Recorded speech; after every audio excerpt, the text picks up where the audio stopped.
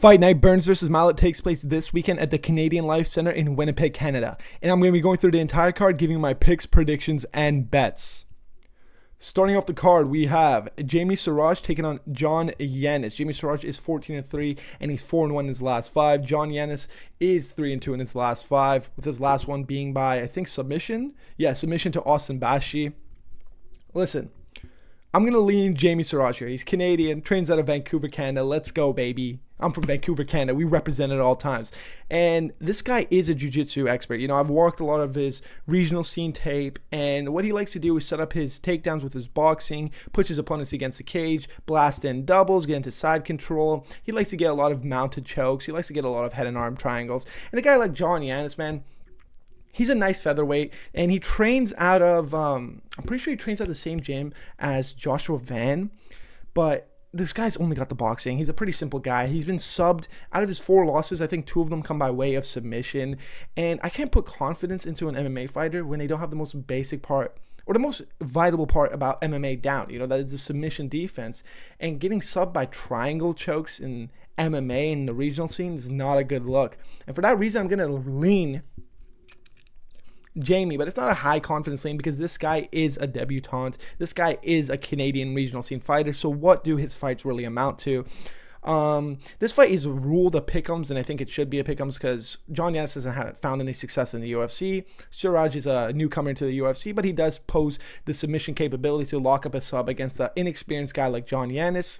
So if I had to lean, I am going to lean Jamie Siraj by submission, probably in the 2nd or 3rd round after he wears down John Yanis. Moving up the card, we have John Castaneda versus Mark Vologden. Oh my God, ladies and gentlemen. I had to spit in the spit cup because of the Zen. I'm locked in. I'm locked and loaded for this week. Let me tell you about my boy Mark Vologden.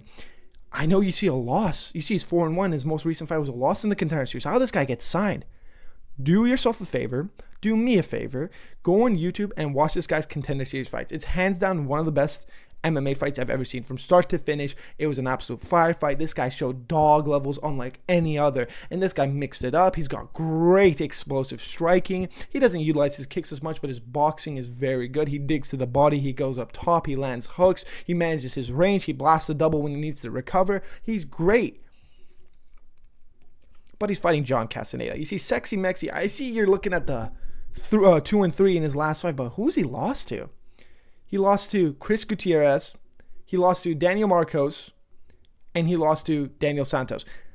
Listen, I'm going to sit here and give you a little bit of an argument for Sexy Mexi, but I have to lean my boy Mark Vologden. I think Sexy Mexi has kind of mentally checked out of the MMA game. You see in his fights, especially the one against Gutierrez, I just felt like he wasn't doing enough. I felt like it came down to the 3rd round, and I just felt like John Castaneda didn't want it enough. I feel like his lack of output is what loses him these fights. He's not a guy who's in there releasing a lot of output or pushing a lot of pressure or pace against his opponents. He just likes to throw shots out there and pick at his opponents, but it's never enough. It's never enough to fight to win. You know, Mark Vologden is not a guy who you're going to be able to just throw jabs against and win.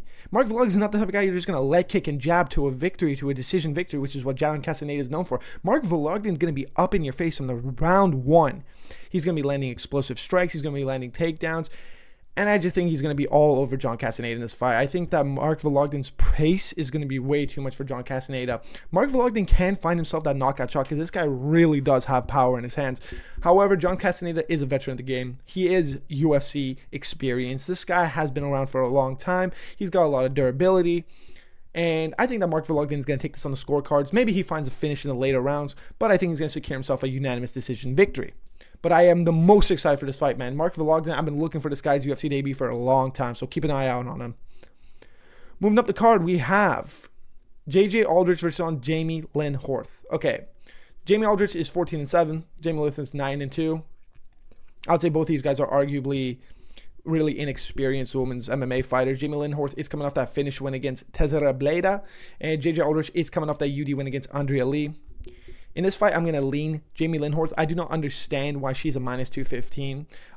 If I had to give her any advantages in this fight, I would give her the striking compartment. She is a lot more grittier. She's a lot more powerful. She pushes a lot more of a harder pace than JJ Aldrich. JJ Aldrich likes to mix up the MMA. She likes to land a couple jabs, land some low kicks, take you down. Usually she wins herself 29-28. She's not in there really brawling. However, Jamie Lynn Horth, even though she is 3-2, even though she didn't find success early on in her career, she is a dog. She's in there to scrap, ladies and gentlemen, and she's got bricks for hands. So I'm going to lean Jamie Lynn Horth here. I think she's going to be a little bit too much for JJ Aldrich. I think she's going to have a little bit too much power. She's going to have way too much pace for her.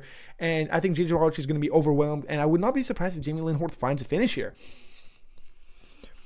And that's an unpopular opinion. I get it's a women's fight or whatever, but JJ Aldrich has shown that when push comes to shove, she doesn't have the dog in her. And I think a girl like Jamie Lynn Horth, who can negate the takedowns, force the stand-up game, can really push a dogfight. And if she pushes a dogfight in this fight, I predict her to find a finish in rounds 2 or 3. However, if I had to lean, she's probably going to win a decision. I think she's just going to beat the shit out of Jamie Aldrich with her relentless pressure and her relentless pace. Moving up the card, we have another women's fight, Melissa Krogdon versus Daria Zelenkevov. Listen, I don't really know who this Daria chick is. I've watched a little bit of her regional scene, but I know who Melissa Krogdon is. Look, why is Melissa Krogdon a minus 180? She's 36. Well, she's turning 36. She got finished in her last fight. She's not been looking too great. She's diminishing, and I get it. Melissa Krogdon back then used to be a very heavy-handed striker, but she's only 7-3. She's very inexperienced. I'm still going to lead her because she is in her home turf. She does have a lot of range that she likes to use. She likes to use her teep. She likes to use her jabs, and maybe she can keep her opponent away from her. But I think a girl like Daria, who's trying to spam those takedowns, who's trying to land ground and pound, could wear down Melissa Krogdon in her old age and maybe gas her out. Maybe Daria can take over this fight in rounds 2 or 3. But if I had to lean on either side, I mean, I'm not really confident or well-versed in this fight, if I'm going to sit here and be honest with you. I watched a little bit of Daria's regional scene. I've watched Melissa Krogdon fight in the UFC a couple times. I'm going to lean Melissa Krogdon just purely on the fact that she is UFC experienced and she's fought at the highest level, but it's not a confident pick. I have to be honest with you. I think that if you're going to bet, stay the fuck away from this fight. Stay the fuck away from the Jamie Lynn Horth fight too either. Like, what are you doing betting on women's MMA, bro? What the fuck are you doing? Moving on. You got a problem. Like, call the hotline if you're betting on WMMA. Moving on, we have Tanner Brosnan versus Jourdain Sarikam. Listen, if you don't know now, you know.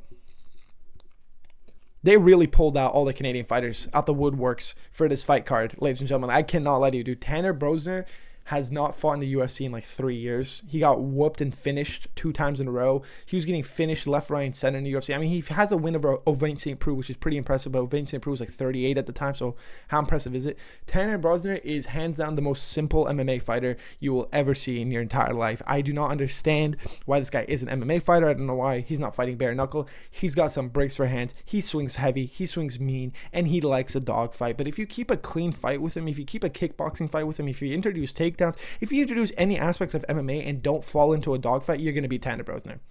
I'm not going to sit here and downplay it. Tanner Brosnan has literally nothing for his opponents. He doesn't have leg kicks. He doesn't have high kicks. He doesn't have body kicks. He doesn't have takedowns. What he has is a dog fight, ladies and gentlemen. If he can force a dog fight, I would pick him. But I don't think he can force a dog fight against Jourdain Sarikam. Listen, Jourdain Sarikam, I've watched him on his regional scene. I watched his Dana White's Contender Series where he got that brutal finish in the first round. He's a clean kickboxer. He's a really clean kickboxer. He loves to chop at that leg. And if you chop at the leg of a heavy-handed striker like Tanner Brosnan, man, you're going to take away 10% from his shots. You're going to slow him down. You're going to break down his explosivity. And he's not going to be able to force you into that dogfight. So if Jourdain comes out there, chops at that leg in the first round, breaks down Tanner Brosnan, he can find himself a finish in rounds 2 or 3. I'm telling you, it's not very hard to finish Tanner Brosnan. Just don't be pulled into a dogfight. That's the only thing, because Tanner Brosnan will beat you in a dogfight. If it comes to scrapping it out, bar brawling, Tanner Brosnan's got your number. But how can I pick this guy when he's 35 years old, did not do too well in the UFC, has been finished multiple times, his durability is at an all-time low, and Jourdain Sarikam, even though he's not the younger man, he's a fresher man in terms of his career. You know what I mean? He's a fresher man. He's the younger man in terms of fight age. And I think that his explosivity, his pace, and the fact that he's going to be an actual MMA fighter is going to be too much for Tanner Brosnan. And I think Jourdain's going to find a finish. I really do. I really think he's going to find a finish. Maybe Tanner Bosner could dog it out and take it to a decision, but I don't think so. I think those leg kicks are going to be way too much for Tanner Bosner. I think Tanner Bosner is also going to get gassed because he's not going to be able to match the pace of Gokhan. So I'm going to have to lean Gokhan Sarikam, and I do think he's going to find a finish, even in rounds 1 or 2. I'm being honest with you, man. It's really not that hard to finish Tanner Bosner. Moving up the card, we have Robert Valentine taking on Julien LeBlanc.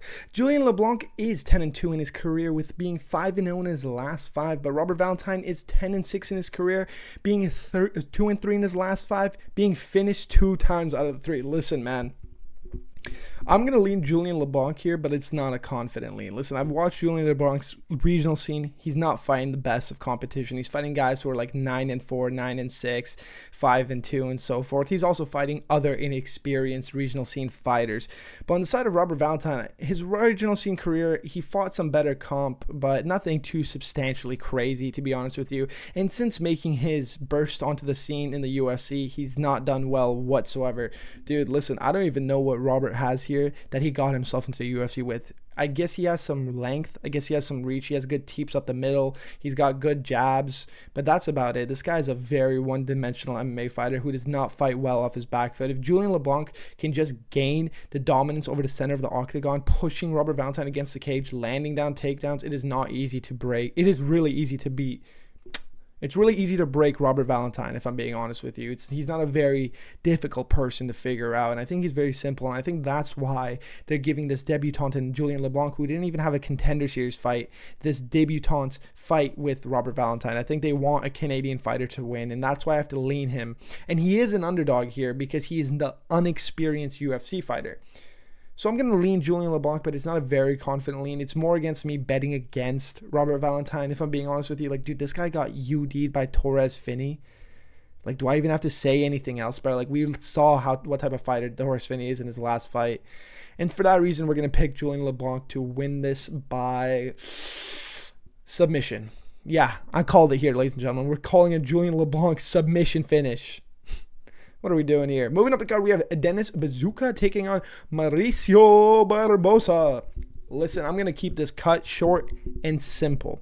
Mauricio Barbosa is a mean motherfucker, dude. He's 17-2, and he's coming off that vicious finish on the Contender Series. And I think that's exactly what he's going to do in this fight. I think he's going to come out there, use his Muay Thai striking. Dennis Bazooka has takedowns, but he doesn't really use them. But I think that he's going to be so outclassed on the feet, he might have to throw in a panic takedown, but that won't matter. Mauricio Barbosa is a second-degree jiu-jitsu black belt. Mauricio Barbosa is a really well-accomplished MMA fighter. He's a really well-rounded fighter, and on the regional scene, this guy's fought some incredible competition. And I understand this is his UFC debut, but this guy is UFC ready. There is not a guy on this card that I'm high on as much as I am high on Mauricio Barbosa. I think he's going to come out there, pepper that jab, break that low kick. So he's going to snap his leg with low kicks consistently over and over again on Dennis Bazooka. I think he's going to cause Dennis Bazooka to drop his hands.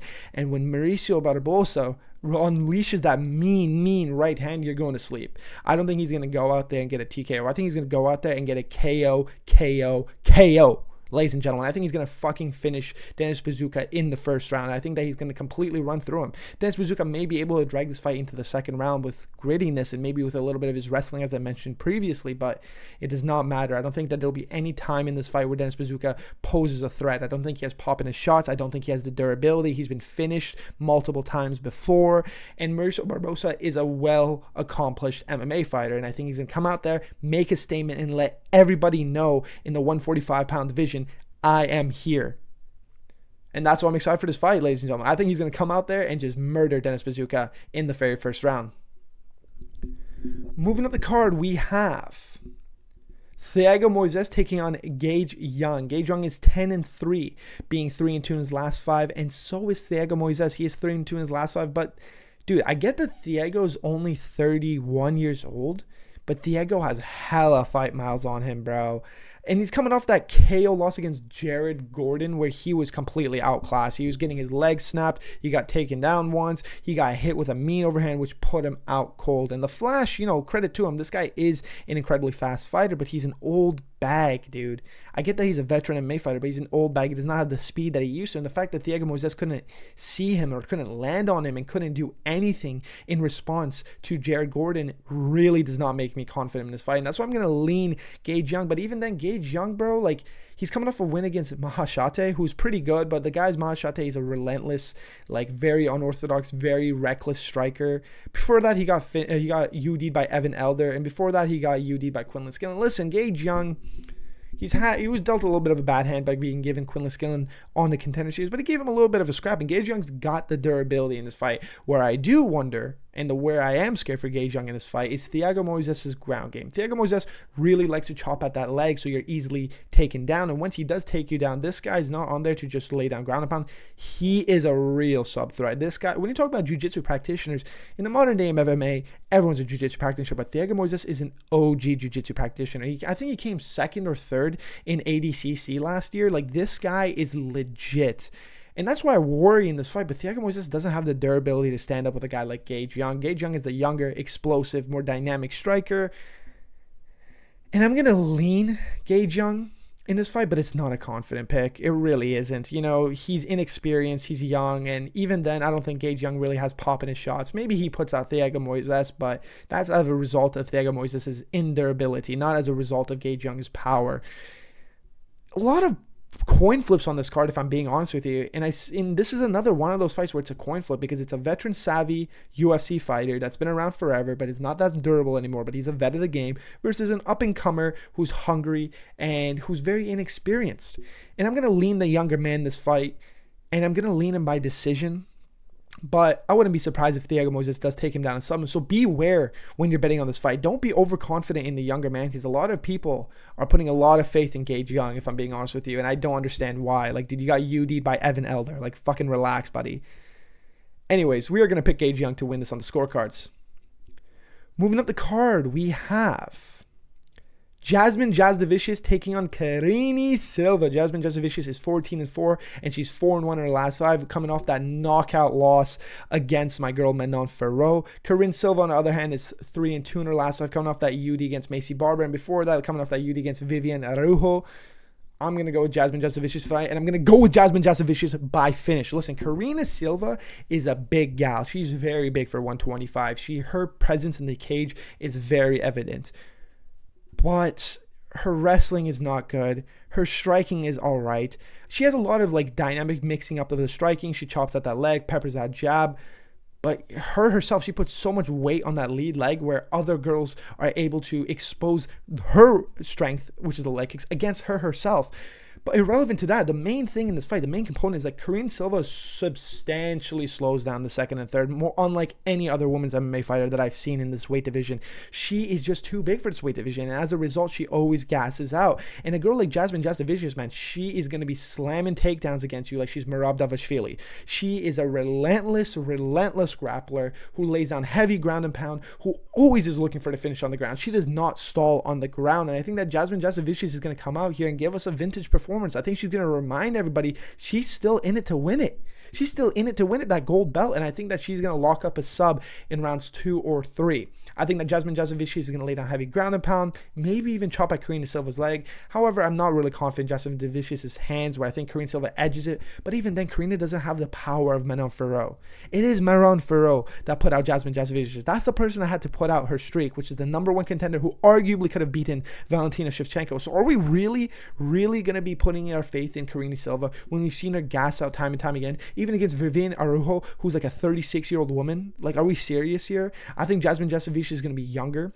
And she's not even younger, though. But younger in terms of she's the more athletic, more capable fighter in this fight. I think that she's going to be all over Karine on the ground, laying down ground and pound. And I think that Karine is going to slip up and make a mistake, trying to desperately get back to her feet. And I think Jasudavicius is going to lock in a rear naked choke in rounds 2 or 3. And that's why we're going to lean her in this fight. And it is in Canada, ladies and gentlemen. Jasudavicius and Mike Malott, who we will be getting into later on, they are our pride and joy. I'm Canadian, baby.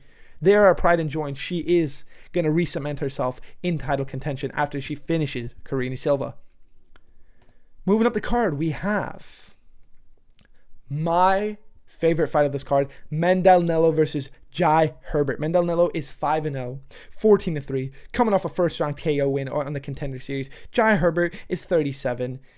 I don't even want to explain what his last 5 been. It's been a fucking rainbow. A draw, 2 losses, 2 wins. Coming off that most recent split decision loss against Chris Padilla, and before that, a UD against Fraziam. His most recent win was Rolando Bedoya, which we found out was not that great of a fighter.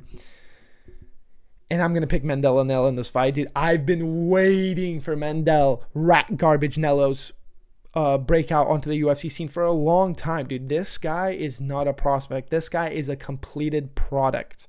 That's exactly what he said in the Contender Series, and I am all for it. This guy's a very dynamic Muay Thai striker. He's very light on his feet. He's in and out of the pocket. And Jai Herbert himself is a great kickboxer, but Jai Herbert does pose one threat here in this fight, and that would be the takedowns. I don't know how a guy like Nallo is going to respond to a veteran savvy fighter like Jai Herbert, because Jai Herbert knows once he starts getting pieced up on the feet, he's going to mix in a takedown when you don't expect it, and I think that he'll be able to score points in this fight, but you can't negate Nallo's threat of damage in this fight, dude. Nallo throws every punch with devious intention. He is a Muay Thai-esque striker. Muay Thai strikers is, you're going to hit me once or twice, I'm going to hit you 6 times in return. When I hit you, I'm not peppering jabs, I'm throwing hard. I think Nallo is going to utilize his knees, his elbows, and I think his best tool in this fight would be the leg kicks, because if you break down Jai Herbert's legs and compromise his legs, Jai Herbert's takedown threat gets more diminished as the fight goes on, and I think Nallo really does have some pop in his shots, and he could put out a guy like Jai Herbert, and that's why I'm going to lean Nallo in this fight. I really do think he's going to come out there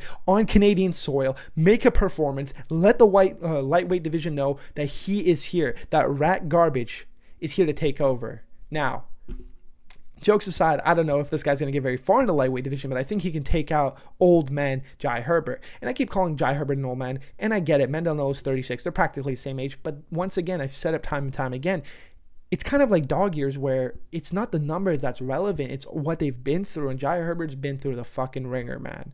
Are people forgetting that KO loss against Ilia Topuria? Things like that change you as a fighter. You're more weary to getting hit. And also on top of that, your chin is more dust, buddy. It's fucking dust. And a guy like Nallo, if he lands that hook on you, if he lands a vicious elbow on you, if you engage in the clinch, he's going to put your lights out. And that's why we're picking in Nallo to finish Jai Herbert in rounds 1 or 2. I think he's going to come out there, and I think he's really going to make a statement on home soil. And I think that it's rat garbage time. Moving up to the co-main event of the evening, we have my boy, Charles Jourdain, taking on Kyler Phillips. Kyler Phillips is 2-3 in his last 5, and Charles Jourdain is also 3-2 in his last 5. Listen, Kyler Phillips, guy's talented. God's got dynamic striking. God's got some of the most unorthodox kicks I've seen. But he is just way, way, way too explosive in the sense that he gasses himself out. Dude, he lost to Vinicius Oliveira in a decision, and we saw in Vinicius' most fight, dude, that guy has no cardio. If you want to beat a guy like Vinicius, you weaponize cardio against him, and he weaponized cardio against Kyler Phillips. If Vinicius Oliveira, of all people, is able to weaponize cardio against you, what's a guy like Charles Jourdain going to do against you? A Charles Jourdain used to be a 145er who came down to 135, and he's the heavier man, he's the stronger man, he's the more patient man, and I would say he's the more diverse man. Kyler Phillips is a kickboxer, and a kickboxer at that. That is nothing else that he has to bring to the table. Charles Jourdain, on the other hand, dude, he's gotten 3 finishes by guillotine alone. He drops his opponents, and when you're stumbling all over the place, he's cold and calculated. He's not going to rush in there throwing meaningless strikes and giving you the ability to recover. He's rushing in there to finish you. He's going to either drop you, lock up that guillotine as he always does, or he's going to lay down heavy ground and pound. Charles Jourdain picks his shots and weaponizes his cardio against people, and I think that's exactly what he's going to do against Kyler Phillips. Kyler Phillips can come out there in the first round and look like a world beater. He can come out there in the first round pushing Charles Jourdain on his back foot and making him circle around the cage, but when rounds 2 and 3 come, dude, Kyler Phillips is gassed. And even in the first fight against, Vinicius Oliveira, in the first round, he was tiring out. It's something that we've seen throughout Kyler Phillips' career, that he comes out with a pace that he cannot keep up for 15 minutes. However, on the side of Charles Jourdain, we've seen this guy be calculated. We've seen the guys pick his shots and rip those explosive movements when he needs to. Dude, That win against Davy Grant is an unbelievable win, ladies and gentlemen. I think people do not rate it as highly as they should. Davy Grant is not only a veteran of the game, this guy beats every young up-and-comer. Davy Grant is the ultimate test to know, are you ready for the rankings? Are you ready to break into the top 15? And he is. Charles Jourdain landed that beautiful flying knee, which he then dropped Davy Grant to the ground, beat him up a little bit, then got a mounted guillotine, which he reversed into a pulled guard guillotine, and he submitted Davy Grant. And I think that he's going to be able to finish Kyler Phillips in this fight. I really think Kyler Phillips fades substantially in rounds 2 or 3. And if Vinicius Oliveira had a little bit more in him, he could have finished Kyler Phillips in that fight. I think that it's going to come down to the fact that you see oftentimes when these guys gas out, they kind of accept a finish loss, especially if the guy's all over you. And I think that Charles Jourdain is going to be all over him in rounds 2 and 3, chopping at that leg, going to the body. And I think that Kyler Phillips is going to be gassed and he's going to be hit to the body. He's going to drop his hands. And I think Charles Jourdain is going to fucking put his lights out. I think he's going to put his lights out, and I really think this is Air Jourdain time. I have to be honest with you here. I think that Charles Jourdain made the best decision of his career by moving down to 135. He's been looking unstoppable. He's been looking great. He's been looking fast, sharp, clean, technical. And Kyler Phillips, I'll say it one more time because I've said it 3 times already. He's got no cardio. And the first round, he might come out looking great. That's not how the full fight's going to go. Guys, this is a 15-minute fight, not a 5-minute fight. If Kyler Phillips is not able to find that finish, Air Jourdain can literally beat him everywhere here. He can finish him, he can sub him, he can KO him, or he could just win rounds 2 and 3 purely based off of activity alone. Because Kyler Phillips, when it comes to rounds 2 and 3, he's throwing 1 to 2 shots at a time, and he completely abandons his combos. And that's why we're going to lock in Charles Air Jourdain here, baby, to make a statement on home soil. Moving up to the main event of the evening, we have Gilbert the Reno Burns taking on Mike the Dream Malott. This is our Canadian Lord and Savior, ladies and gentlemen. This is our pride and joy. And you know what's a funny story? This was supposed to be in Ottawa, and I go to school in Ottawa. And I was so excited to go to this fight, but dude, they broke my fucking heart. Of course, the UFC is going to Winnipeg of all places. But anyways, enough of me talking about how the UFC did a shitty job of changing the fight event to Winnipeg. Let's talk about this fight. Let's talk about this matchup of Mike Malott versus Gilbert the Reno Burns. Gilbert the Reno Burns has been a huge skid, ladies and gentlemen. He is 1-4 in his last 5, and he's been finished every single time. He got finished. He got UD'd by Belal Muhammad, the great Belal Muhammad. He got finished by JDM. He got UD'd by Sean Brady, and he also got finished by Michael Morales. And when he gets finished by JDM and by Marco Morales, those were some vicious finishes, and he's got a lot of mileage on him. He's almost 40 years old. He fought Kamaru Usman. He's fought everybody in the welterweight division. This guy is a certified unk, ladies and gentlemen. This is a real test for Mike Malott because, dude, not too long ago, Mike Malott got fraud checked by Neil Magny. And I get that guy's a gatekeeper, but in this day and age, are we really talking about the great gatekeeper Neil Magny? Are we serious here? His recent win against Kevin Holland was probably the worst fight I've seen out of Mike Malott. I could not believe what the hell was going on with the eye pokes and then constant nut shots. It was just a really weird fight. And even when they scored it for him, I wasn't satisfied in that. And before that, Charles Radke, dude, he's only fought unranked opposition. And Burns has fought everybody and anybody. And he's fought the best of the best. And I want to pick Mike Malott, but why is he a minus 400? I get that Tapology is showing a minus 280, but he is not a minus 280. On all sportsbook, he's minus 400. Why is he that? Dude, you know who had the same odds? Michael Morales. In order to justify a price tag like that, he's got to go out there and finish with Gilbert Burns in the first round. And I don't think Mike Malott has pop in his shots like that, dude. I really don't. I think that he picks his shots really well. I think that he's got great accuracy, but I don't think he has the power to just put someone out. You know what I mean? Like, he put out Charles Radke, but even then it was a TKO. You know, and what I'm really worried for here for Mike Malott is he's never seen the grappling of a level of a guy like Gilbert Burns. Gilbert Burns is the OG of OGs, man. And listen, even in that KO loss against JDM, dude, he took down JDM and was beating him on the scorecards unanimously until JDM landed that miracle shot with the knee up the middle. And I think if Gilbert Burns comes out there and plays this safe and knows that Mike Malott poses a threat on the striking and knows that he can break him down through time, Gilbert Burns can win this fight, ladies and gentlemen. Like, I want to pick Mike Malott here. This is our boy. This is our Canadian hope. But it's so hard when he's fighting a guy like Gilbert Burns. And people make the argument this is the perfect time to give him a guy like Gilbert Burns. But Gilbert Burns is still Gilbert Burns, dude. And I have to edge him. I'm sorry to say I have to pick Gilbert Burns. I have to edge him in this fight because Jourdain, man, he's fought everybody and anybody. He's got 5-round cardio. I don't think Mike Malott has 5-round cardio. I know we've never seen him in a 5-rounder. It's a crazy estimate to make, but in that finish loss against Neil Magny, that was literally why he lost. He won the first 2 and got gassed out and lost in the 3rd and got overwhelmed. And I think if Burns plays this safe, gives up the first 2, introduces takedowns, he can easily take this fight to the later rounds, win on the scorecards, but I don't think this is going to the scorecards. I think that Mike Malott's going to be gassed. When he's gassed, he's very susceptible to making mistakes. We saw him get knocked out by Neil Magny. I'll say it again and again and again. And I think that Gilbert Burns is going to take advantage of that. I think that Gilbert Burns is not stupid, and he's not going to have an egotistical striking battle with a guy like Mike Malott, this 34-year-old Canadian phenom in striking. He's going to go out there and show him levels. I think that Gilbert Burns is going to go out there, take him down time and time again, wear down Mike Malott, and find himself a sub in rounds 3 or 4. I think that Mike Malott should really be concerned of the grappling on the side of Gilbert Burns. And I think that Mike Malott should be very concerned because you don't have the cardio for 5 rounds. And if this guy forces this fight to go long, man, your power, what you can pose a threat in, is going to diminish, man. And unfortunately, I just don't think that Mike Malott has it. I think that Mike Malott is not a young, explosive guy, so I can't even make that argument for him. And the level of competition he's faced up until now is nowhere close to a guy like Gilbert Burns. In terms of technical skill capacity, bro, Gilbert Burns is phenomenal. And that's why I have to lean him in this fight, ladies and gentlemen, and it breaks my heart to do so. But I think Gilbert Burns is going to find himself a finish on enemy territory, on enemy soil, on Saturday night.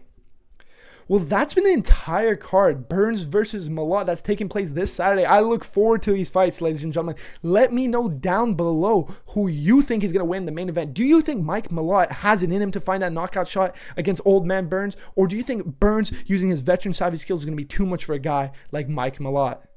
If you're new to the channel, please consider leaving a subscribe because it does substantially help me out. And please leave a like and please consider commenting. Well, this has been Lazy MMA, Lazy Analysis. Serious results. This is the voice of reason.